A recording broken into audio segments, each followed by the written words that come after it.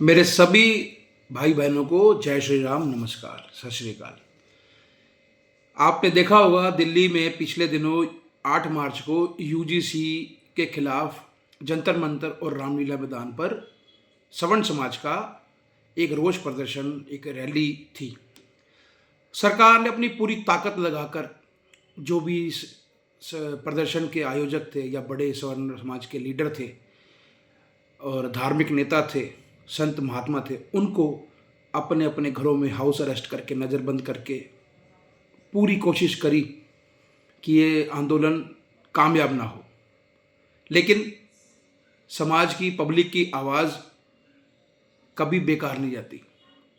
ठीक है, आज आपके पास ताकत है, सत्ता है, आपके पास मीडिया कवरेज की भी पावर है, लेकिन मैं एक छोटी सी बात, बड़ी कॉमन सेंस की, अपने पूरे समाज को बताना चाहता हूँ कि ये धरने प्रदर्शन, ये रैलियाँ, ये हड़ताल, ये धरने, ये किसी समस्या का हल नहीं है।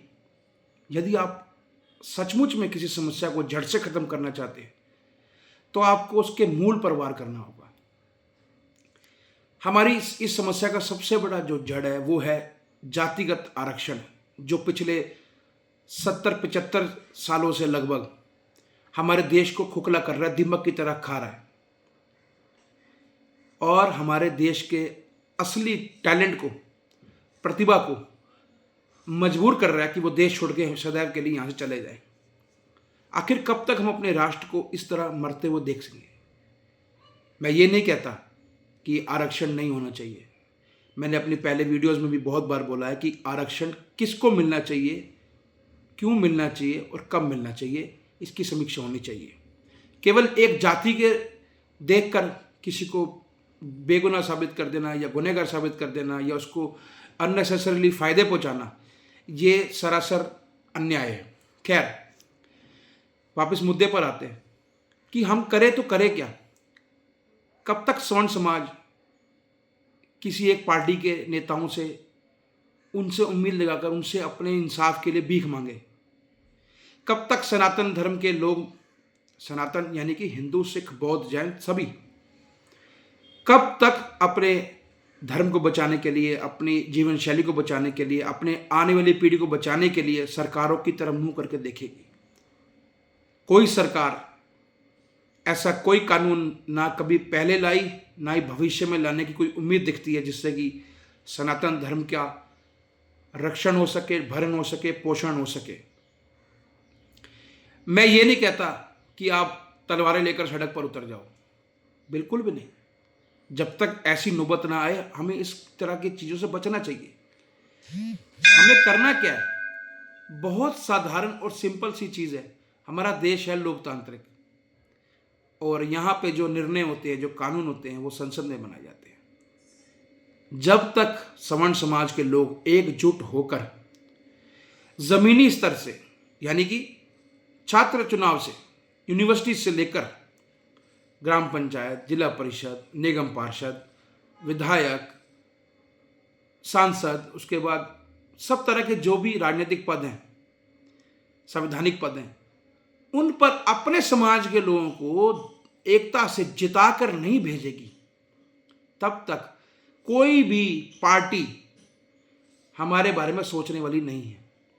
जिस दिन किसी ऐसी जगह पे हमारे लोग अपने आप संख्या में भारी दल में पहुंचेंगे, उस दिन हमारी आवाज़ भी सुनी जाएगी, हमारे लिए कानून भी बनेंगे और सरकार सब तरह से वो काम करेगी जो हम करवाना चाहते हैं। बहुत मुश्किल से हिंदू समाज संगठित होना शुरू हुआ था, लेकिन पता नहीं बेकार में ये यूजीसी जैसे मुद्दे को लाकर सरकार हिंदुओं को ही आपस में क्यों लड़वाना चाहती है, इसका जवाब मुझे आज तक कहीं नहीं मिला। इसका फ़ायदा हमारे राष्ट्र विरोधी ताकतों को, सनातन विरोधी ताकतों को ही मिलेगा।